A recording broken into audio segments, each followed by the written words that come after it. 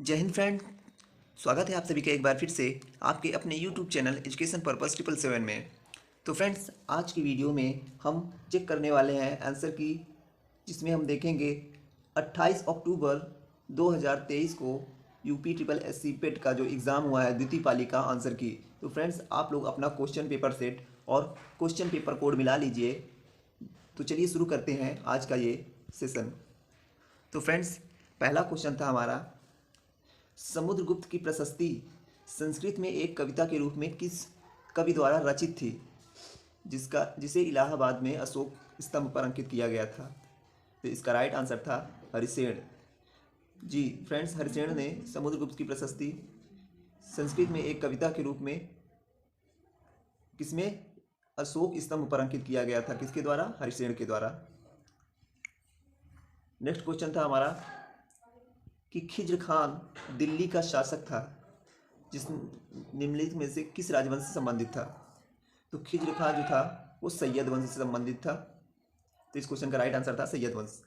Next question था कि कोलकाता स्थित फोर्ट विलियम कॉलेज की स्थापना वर्ष 1800 में किसके द्वारा की गई थी? इसका राइट आंसर था रिचर्ड वेलेजली। वही नेक्स्ट क्वेश्चन था, स्वतंत्र भारत में उत्खनन किया गया पहला हड़प्पा स्थल निम्नलिखित में से कौन सा था? तो इसका राइट आंसर था रोपड़। तो भारत में उत्खनन के दौरान पहला हड़प्पा सभ्यता कौन सा था? तो वो था रोपड़। तो इस क्वेश्चन का राइट आंसर था रोपड़। हमारा अगला क्वेश्चन था कि महावीर और उनके अनुयायियों द्वारा की शिक्षाएं कई शताब्दियों तक मौखिक रूप में प्रसारित होती रहीं। इन्हें लगभग 1500 वर्ष पहले लिखा गया था।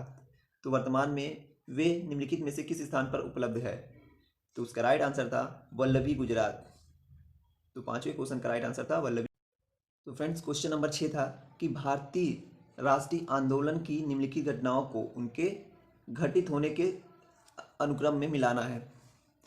तो क्वेश्चन में था कि बारडोली में किसान आंदोलन कब हुआ, वहीं महात्मा गांधी ने नोआखली की यात्रा कब शुरू की, गांधी जी ने लंगोटी पहनना कब शुरू किया, और अहमदाबाद में मिल मजदूरों की हड़ताल कब हुई। तो ये दिया था क्वेश्चन का ऑप्शन, इसको सही वर्ष के साथ मिलाना था। तो इसका राइट आंसर था पहले का डी, जो कि था 1928 में गांधी जी ने क्या किया? बारडोली आंदोलन शुरू किया। और दूसरे का था सी, तीसरे का था ए, और चौथे का था बी। फ्रेंड्स, पहले का हो गया हमारा डी, दूसरे का हो गया हमारा सी, और तीसरे का था हमारा ए, और चौथे का था बी। तो ये इसका राइट वर्ष था। नेक्स्ट क्वेश्चन है हमारा कि भारत सरकार अधिनियम 1935 भारत के लिए ब्रिटिश संसद द्वारा पारित सबसे लंबा अधिनियम था। मूल रूप से पारित अधिनियम बहुत लंबा होने के कारण दो अलग अलग अधिनियमों में विभाजित किया गया, जिसका तात्पर्य था भारत सरकार अधिनियम 1935। और यह कहाँ? तो बर्मा में सरकार 1935 में इसका अधिनियम को क्या किया गया? विभाजित किया गया।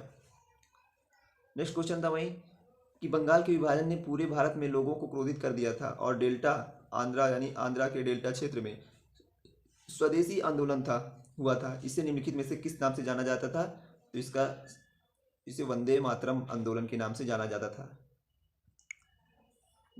नेक्स्ट क्वेश्चन था हमारा क्वेश्चन नंबर 9 कि वर्ष 1922 में असहयोग आंदोलन को निलंबित करने के बाद गांधी जी को अहमदाबाद में गिरफ्तार कर लिया गया, और कितने वर्षों के साथ साधारण कारावास की सजा सुनाई गई? तो वो था 6। तो इसका राइट आंसर था 6 वर्ष। नेक्स्ट क्वेश्चन था क्वेश्चन नंबर 10 कि 13 जून 1943 को सुभाष चंद्र बोस निम्नलिखित में से किसके निमंत्रण पर पूर्वी एशिया आए थे? तो इसका राइट आंसर था रास बिहारी बोस जी के निमंत्रण पर वो कहाँ गए थे? पूर्व एशिया में गए थे। तो इस क्वेश्चन का राइट आंसर था रास बिहारी बोस। नेक्स्ट क्वेश्चन था क्वेश्चन नंबर 11 कि हिमालय का कौन सा भाग नदियों द्वारा लाई गई असंगठित तलछट से बना है? तो इसका राइट आंसर है शिवालिक क्षेत्र श्रेणी। नेक्स्ट क्वेश्चन था निम्नलिखित में से किसे भूरा कोयला भी कहा जाता है? तो वो था लिग्नाइट को क्या कहा जाता था? भूरा कोयला कहा जाता है। तो भूरा कोयला या ब्राउन कोल को क्या कहा जाता है? लिग्नाइट।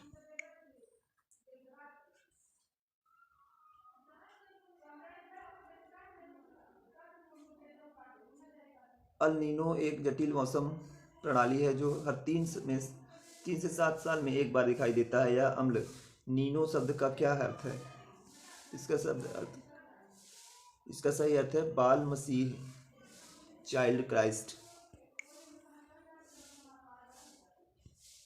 नेक्स्ट क्वेश्चन है, निम्नलिखित में से किस रेगिस्तान में 250 मीटर तक ऊंचे बड़े रेत के टीले हैं और पृथ्वी पर रेतीले रेगिस्तान का सबसे बड़ा सन्निहित क्षेत्र है? इसका राइट आंसर है रब अली खली रेगिस्तान, जो कि कितना 250 मीटर तक ऊंचे होते हैं। नेक्स्ट क्वेश्चन है, भारत में एशिया का पहला निर्यात प्रसंस्करण क्षेत्र ईपीजेड का स्थापित किया गया था? कांडला, गुजरात। क्वेश्चन नंबर 17 था कि पंचवर्षीय योजना के किस संस्करण का उद्देश्य खाद्यान्न उत्पादन में तेजी लाना, रोजगार के अवसर बढ़ाना और खाद्य कार्य और उत्पादकता पर ध्यान केंद्रित करते हुए उत्पादकता बढ़ाना था, और वह बहुत सफल रहा। तो वो था 7वीं पंचवर्षीय योजना के संस्करण के उद्देश्य से।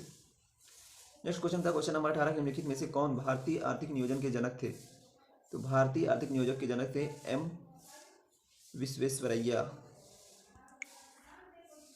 नेक्स्ट क्वेश्चन है, अपने पहले चरण के दौरान ऑपरेशन फ्लड के ने भारत के 18 प्रमुख दुग्ध श्रेणियों को भारत के 4 प्रमुख नगरीय महानगरीय शहरों में उपभोक्ता के साथ जोड़ा। निम्नलिखित में से कौन सा शहर इस ऑपरेशन का हिस्सा नहीं था? इसका राइट आंसर है बेंगलुरु। नेक्स्ट क्वेश्चन है क्वेश्चन नंबर 20 की जीएसटी की कौन सी प्रमुख विशेषता क्रेडिट के निर्बाध प्रवाह की अनुमति देती है और अंतिम उपभोक्ता पर कर के बोझ को कम करती है? तो था गंतव्य आधारित कर। अगला क्वेश्चन था क्वेश्चन नंबर 21 कि निम्नलिखित में से किस मामले पर अकेले केंद्रीय विधानमंडल के पास कानून बनाने की शक्ति है, जिसे अवशिष्ट शक्तियों के रूप में जाना जाता है? तो इसका राइट आंसर है साइबर कानून बनाने पर अकेले केंद्रीय विधानमंडल के पास कानून बनाने की शक्ति होती है। नेक्स्ट क्वेश्चन था कि स्वतंत्र भारत के प्रथम चुनाव आयुक्त कौन थे? तो वो थे सुकुमार सेन जी। इस क्वेश्चन का राइट आंसर है सुकुमार सेन जी।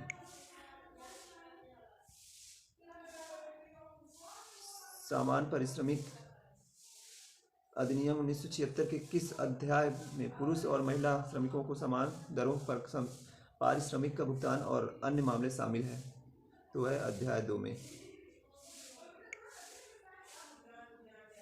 क्वेश्चन नंबर 24 था कि भारतीय संविधान के किस अनुच्छेद में यह शामिल है कि राज्य विधानसभा को संबोधित कर सकते हैं, राज्यपाल सदन को संदेश भेज सकते हैं? तो वो है अनुच्छेद 175 के तहत। क्वेश्चन नंबर 25 था कि निम्नलिखित में से कौन जिला और अधीनस्थ न्यायालयों और उच्च न्यायालयों के आदेशों, निर्णयों और मामले के विवरण का एक व्यापक डेटाबेस प्रदान करता है? तो इसका राइट आंसर था राष्ट्रीय न्यायिक डेटा ग्रिड। क्वेश्चन नंबर 26 था निम्नलिखित में से किस जानवर में अच्छी तरह से विकसित जल संवहनी तंत्र होता है? तो स्टारफिश जो होता है इसमें अच्छी तरह से विकसित होता है क्या? जल संवहनी तंत्र। तो इस क्वेश्चन का राइट आंसर था जेलीफिश, स्टारफिश। नेक्स्ट क्वेश्चन था किसी चालक का प्रतिरोध निम्नलिखित में से किस कारक पर निर्भर करता है? तो इसका राइट आंसर है चालक की आर्द्रता पर। अगला क्वेश्चन था कच्चे आमों में निम्नलिखित में से कौन सा अम्ल पाया जाता है? तो कच्चे आमों में जो है वो टार्टरिक एसिड पाया जाता है। वही नेक्स्ट क्वेश्चन था 29 कि निम्नलिखित में से किस उपकरण का उपयोग भूमिगत जल दबाव को मापने और जल गुणवत्ता परीक्षण के लिए पानी का नमूना लेने के लिए किया जाता है? तो इसका राइट आंसर है पीजोमीटर। इसका उपयोग किस लिए किया जाता है? पानी का नमूना लेने के लिए, जिससे कि पानी की गुणवत्ता की परीक्षण किया जा सके, उसके लिए पीजोमीटर का उपयोग किया जाता है। क्वेश्चन नंबर 30 था मानव मस्तिष्क में 2 न्यूरॉन्स के बीच के अंतर को निम्नलिखित में से किस नाम से जाना जाता है? तो इसका राइट आंसर है सिनैप्स। अगला क्वेश्चन था मैथ से कि निम्नलिखित का योग ज्ञात करना था। तो इसका राइट आंसर था 1/2। तो क्वेश्चन नंबर 31 का था 1/2, इसका राइट आंसर था। अगला क्वेश्चन था कि x के किस मान के लिए कथन ये सही है बराबर 1 के? तो इसका राइट आंसर था 36 के। नेक्स्ट क्वेश्चन था कि 81 की पावर -1 इंटू 3 की पावर -5 इंटू 3 की पावर 9 इंटू 64 की पावर 5/6 इंटू ब्रैकेट में √3 का पावर 6 इक्वल टू कितना होगा? तो इसका राइट आंसर था 288। नेक्स्ट क्वेश्चन था इसको डिवाइड और गुणा करने के बाद क्या आना था? तो इसका राइट आंसर था 0.1। नेक्स्ट क्वेश्चन था कि गीता की राय में उसका वजन इतना किलोग्राम से अधिक लेकिन इतने किलोग्राम से कम है। गीता की माँ की गीता से सहमत नहीं है। वह सोचती है कि गीता का वजन इतने किलोग्राम से अधिक लेकिन इतने किलोग्राम से कम है। उसके भाई का मानना है कि उसका वजन 58 किलोग्राम से ज़्यादा नहीं हो सकता। यदि वे सभी अपने अनुमान में सही हैं तो गीता के विभिन्न संभावित वजनों का औसत क्या है। तो इसमें फ्रेंड निकालना था इसका औसत। तो औसत का फार्मूला होता है पदों का योग बटे पदों की संख्या। तो दिए गए इन सबको जोड़कर जितने पद दिए हुए हैं, जैसे यहाँ पे दिया है 1 2 3 4 5, तो इन सबको जोड़कर 5 से डिवाइड कर देना तो आ जाएगा। तो इसका राइट आंसर था 57 किलोग्राम। नेक्स्ट क्वेश्चन था कि पितृ प्लस इच्छा के योग से कौन सा शब्द बनेगा। तो इसका राइट आंसर था पितिच्छा, पितृच्छा। वही नेक्स्ट क्वेश्चन था कि निम्नलिखित में से किस विकल्प में सभी शब्द तरंगिणी शब्द के पर्यायवाची हैं। तो सरिता, तटनी, निम्नगा, ये शब्द जो है वो तरंगिणी के क्या है, पर्यायवाची हैं। नेक्स्ट क्वेश्चन था निम्नलिखित में से किस विकल्प में वाक्यांश के लिए एक शब्द सही नहीं है। तो इसका राइट आंसर था पूर्णिमा की रात, उहू। यही एक शब्द जो था वो सही नहीं था, बाकी सब सही थे। नेक्स्ट क्वेश्चन था कि हाथों को हाथ न छूना मुहावरे क्या अर्थ है। इसका अर्थ है बहुत घना अंधेरा होना। नेक्स्ट क्वेश्चन निम्नलिखित में से रचनाकार और उनकी रचना के अनुसार कौन सा युग्म गलत है। तो इसका राइट आंसर है जयशंकर प्रसाद लोकायतन। जयशंकर प्रसाद जी का रचना लोकायतन नहीं है, किसी और की है। अगला क्वेश्चन था a person who has an obsessive wish to steal. तो इसका राइट आंसर था किलोप्टोमेनिया। नेक्स्ट क्वेश्चन था 42 का fill in the blanks with correct of preposition. तो Virat plays cricket dash football beside, इसका राइट आंसर हो जाएगा। नेक्स्ट क्वेश्चन था put the correct articles. President of the United State will be in Bharat next week. तो यहाँ पे आएगा, इसका राइट आंसर हो जाएगा आर्टिकल डी लगेगा। तो यहाँ पे एक पैराग्राफ दिया था इंग्लिश में जो 44 से लेकर 45 तक इसी में बताने थे। तो 44 का राइट आंसर था टाइगर, 45 का ड्रामा चक्रा, 46 का था 197 डिवाइड बाई 1। इनमें से बेजोड़ को चुने, तो इसका राइट आंसर था ये। क्वेश्चन नंबर 48 था कि 15 बच्चे एक पंक्ति में उत्तर दिशा की ओर मुंह करके खड़े हैं। सौरभ राधा के निकट बाईं ओर है और बाएं छोर से 8वें स्थान पर है। विमल दाएं छोर से दूसरे स्थान पर है। निम्नलिखित में से कौन सा सत्य नहीं है। तो विमल बाएं छोर से 13वें स्थान पर है, ये असत्य है। वहीं नेक्स्ट क्वेश्चन था कि चेन्नई जयपुर से बड़ा है, सूरत कोलकाता से बड़ा है, रायपुर जयपुर जितना बड़ा नहीं है लेकिन सूरत से बड़ा है, कोलकाता सूरत जितना बड़ा नहीं है, सबसे छोटा कौन सा है। तो कोलकाता जो है वो सबसे छोटा है। क्वेश्चन नंबर 50 था कि इन प्रश्नों में 2 कथन दिए गए थे, तो जिसमें बताना था कि कौन कथन किसका अनुसरण करते हैं या नहीं करते हैं। इसका राइट आंसर था यदि दोनों कथनों 1 और 2 स्वतंत्र कारणों के प्रभाव हैं।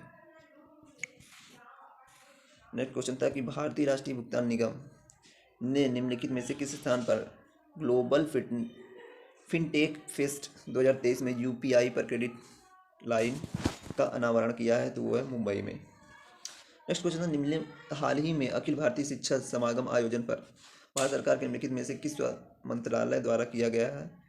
तो वो था शिक्षा मंत्रालय और कौशल विकास और उद्यमिता क्षेत्र मंत्रालय द्वारा। अगला क्वेश्चन था निम्नलिखित में से किसने हाल ही में जनता को वास्तविक समय में बाढ़ का पूर्वानुमान प्रदान करने के लिए एक mobile application flood watch launch की है। तो वो थे श्री कुशविंदर बोहरा जी। नेक्स्ट क्वेश्चन था हाल ही में राष्ट्रपति द्रौपदी मुर्मू ने राजघाट के निकट निम्नलिखित में से किस स्थान पर महात्मा गांधी की प्रतिमा का अनावरण किया था। तो वो था गांधी दर्शन। क्वेश्चन नंबर 55 था हाल ही में सीमा सड़क संगठन BRO ने पूर्वी लद्दाख के करीब दुनिया की सबसे ऊंची मोटर वाहन चलाने योग्य सड़क का निर्माण शुरू किया है। तो निम्नलिखित में से वर्तमान में विश्व की सबसे ऊंची मोटर वाहन चलाने योग्य सड़क कौन सी है। तो वो था उमलिंगला दर्रा, जो कि वर्तमान में विश्व की सबसे ऊंची मोटर वाहन चलाने योग्य सड़क है। अगला क्वेश्चन था निम्नलिखित में से किस संगठन ने हाल ही में एकलव्य एवं एक अनुसंधान संबंध कार्यक्रम लॉन्च किया। तो इसका राइट आंसर था नेशनल लॉ यूनिवर्सिटी दिल्ली। अगला क्वेश्चन था निम्नलिखित में से किसे हाल ही में ललितपुर नेपाल में आयोजित काठमांडू कलिंग साहित्य महोत्सव में यशस्वी सम्मान प्राप्त हुआ? तो वो थे डॉक्टर माधव प्रसाद पोखरेल। अगला क्वेश्चन था, निम्नलिखित में से कौन सा देश हाल ही में ब्रिक्स का नया सदस्य नहीं बना है? तो वो है क्यूबा। नेक्स्ट क्वेश्चन था 59 कि बैंक ऑफ इजराइल हाल ही में आईसीसीआर में शामिल हुआ। आईसीसीआर का पूर्ण रूप क्या है? इसका राइट आंसर है international committee on credit reporting. Question number 60 था, साउथ अरब साम्राज्य ने निम्नलिखित में से किस स्थान पर दक्षिण पूर्व एशिया में मैत्री और सहयोग की संधि में शामिल होने के दस्तावेजों पर हस्ताक्षर किए हैं? इसका राइट आंसर जकार्ता, इंडोनेशिया। तो फ्रेंड्स, आप उस वीडियो को ज़रा भी स्किप मत कीजिएगा और आप चेक करके बताइएगा कि आपने कितने क्वेश्चन सही किए हैं। तो नेक्स्ट क्वेश्चन है हमारा क्वेश्चन नंबर 61 कि उस दिन का नाम बताइए जो भारत में स्कूलों और कॉलेजों में छात्रों के बीच बचत की आदत को बढ़ावा देने के लिए हर 15 सितंबर को मनाया जाता है। इसका राइट आंसर है संचायिका दिवस, जो कि हर 15 सितंबर को क्या किया जाता है? मनाया जाता है। नेक्स्ट क्वेश्चन है, भारत के पहले नियोजित आधुनिक शहर की आधिकारिक भाषा निम्नलिखित में से कौन सी है? तो भारत के पहले नियोजित आधुनिक शहर की आधिकारिक भाषा जो है वो है अंग्रेजी। क्वेश्चन नंबर 63 है, निम्नलिखित में से किससे संबंधित एकमात्र उदाहरण है जब भारत के राष्ट्रपति ने अपनी वीटो शक्ति का प्रयोग किया? इसका राइट आंसर है भारतीय डाकघर संशोधन विधेयक। अगला क्वेश्चन था, खासाबा दादा साहेब जादव निम्नलिखित में से किस खेल में ओलंपिक पदक जीतने वाले पहले भारतीय बने थे? तो वो था कुश्ती में। नेक्स्ट क्वेश्चन था कि पेट्रोलियम निर्यातक देशों के संगठन की स्थापना के लिए सम्मेलन कहाँ हुआ था? तो इसका राइट आंसर था बगदाद में। अगला क्वेश्चन था, निम्नलिखित में से किस भारतीय स्वतंत्रता सेनानी ने हिट्स फॉर सेल्फ कल्चर नामक पुस्तक की रचना की? जिसका राइट आंसर था लाला हरदयाल। नेक्स्ट क्वेश्चन था, उस जल डमरू मध्य का नाम बताइए जो जावा सागर और को हिंद महासागर से जोड़ता है? तो इसका राइट आंसर था सुंडा जल डमरू मध्य। नेक्स्ट क्वेश्चन था, ऋषि मनु के अनुसार पुरानी पवित्र नदियों सरस्वती और दृष्टद्वती के बीच का भूभाग किस नाम से जाना जाता था? तो वो था ब्रह्मावर्त। अगला क्वेश्चन है, राष्ट्रीय समुद्र विज्ञान संस्थान का मुख्यालय निम्नलिखित में से किस स्थान पर है? तो इसका राइट आंसर था डोना पावला और गोवा। अगला क्वेश्चन था कि गुजरात के छोटा उदयपुर क्षेत्र में आमतौर पर पिथौरा को प्रसाद के रूप में केवल पुरुषों द्वारा बनाया गया भित्ति चित्र अर्पण किए जाते हैं। यहाँ पिथौरा का अर्थ क्या है? तो इसका अर्थ है अन्न के देवता।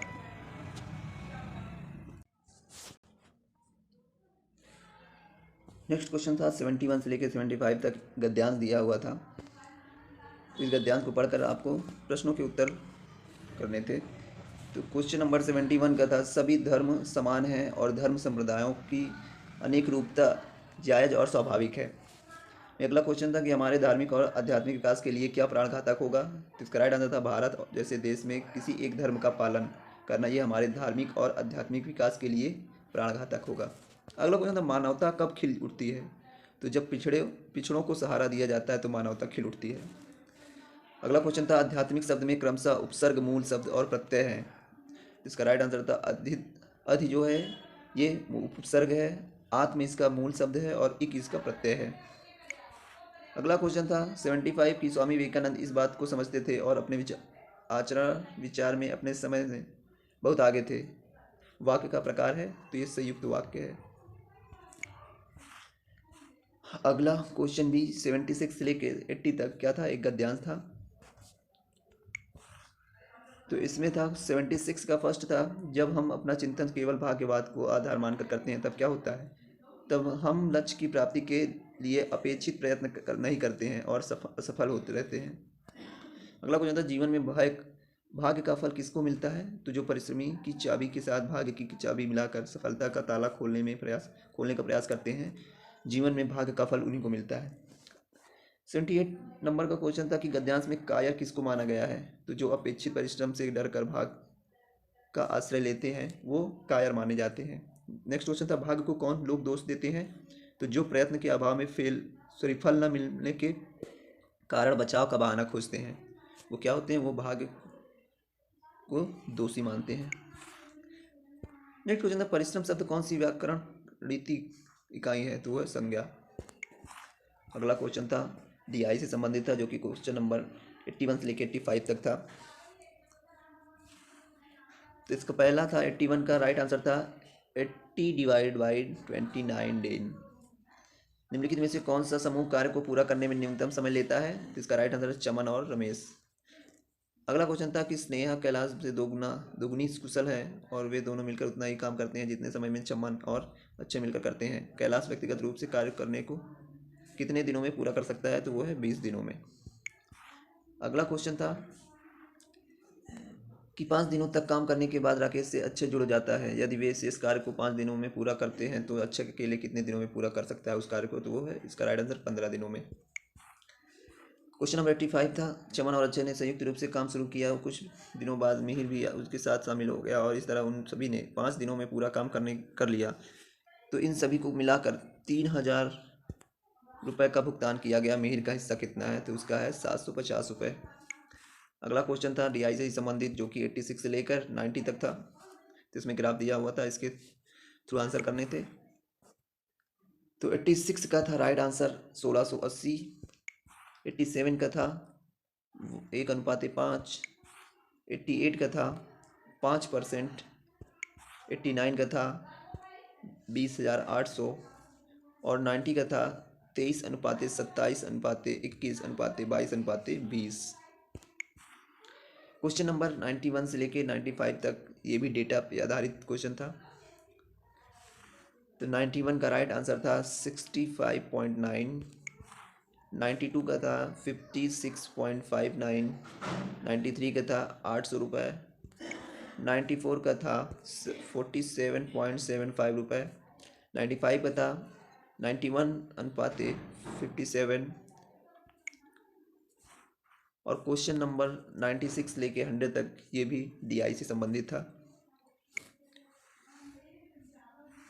तो 96 का राइट आंसर था 2020 से 2021। 97 का था 2020 से 2021। 98 का था 38.33%। 99 का था 212.225 करोड़ रुपए और 100 का था